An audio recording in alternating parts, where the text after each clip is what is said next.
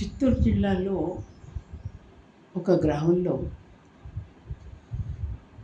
ఒక రెడ్డి గారి అమ్మాయి ప్రేమ వివాహం చేసుకుని ముందు తల్లిదండ్రులు అడిగితే వాళ్ళు కాదన్నారు. చదువుకుని ప్రేమ వివాహం చేసుకొని అతనితో పాటు బెంగళూరు వెళ్ళిపోయింది. ఇది ఆయనకి చాలా కష్టం కలిగించింది. ఆయన ఎంత బాధపడ్డాడంటే ఆ అమ్మాయి చనిపోయినట్లుగా భావించి బంధువులందరినీ పిలిచి ఆ పిండ ప్రదానం చేసి నా కూతురు చనిపోయింది అని ప్రకటించాడు. ఆ న్యూస్ చూసిన తర్వాత నాకు చాలా కష్టం అనిపించింది. కరెక్ట్గా 58 సంవత్సరాల క్రితం ఇదే పరిస్థితిలో నా తల్లిదండ్రులు ఉన్నారు. నేను చదువు ముగించుకుని నేను ప్రేమించిన వాళ్ళని మరణాంతర వివాహం చేసుకొని సనాతనమైన ఆ కుటుంబాన్ని సమాజాన్ని వదిలిపెట్టేసి స్వతంత్రంగా జీవించడం మొదలుపెట్టాను. అది మా నాన్నగారికి చాలా కష్టం కలిగించింది. కానీ ఆయన ఏ విధమైన హింసకి పాల్పడలేదు. ఆయన గాంధేయవాది. నా కూతురు బతికుంటే చాలు అని భావించాడు.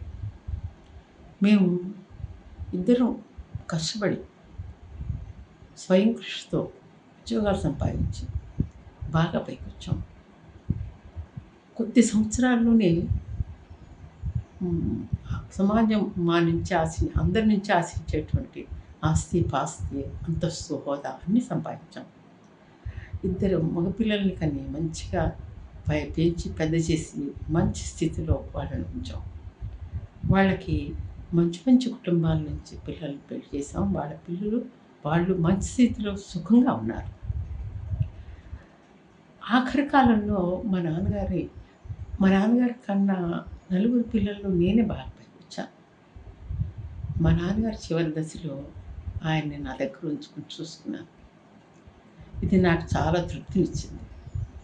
అందుకని రెడ్డి గారికి నేను చెప్పేది ఏంటంటే, కాలం ప్రకారము ఈ కులం వ్యవస్థలో ఉన్నటువంటి ఈ సాంప్రదాయ సిద్ధమైన ఈ సమాజాన్ని నుంచి దూరంగా ఆడపిల్లలు చదువుకుని ప్రేమించి పెళ్లి చేసుకోవడం సహజమైన విషయం.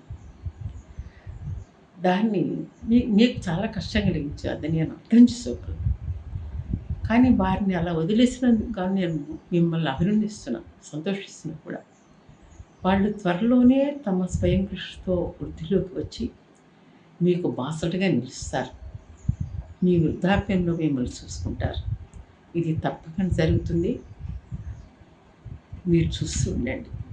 మీకు నా నమస్కారం.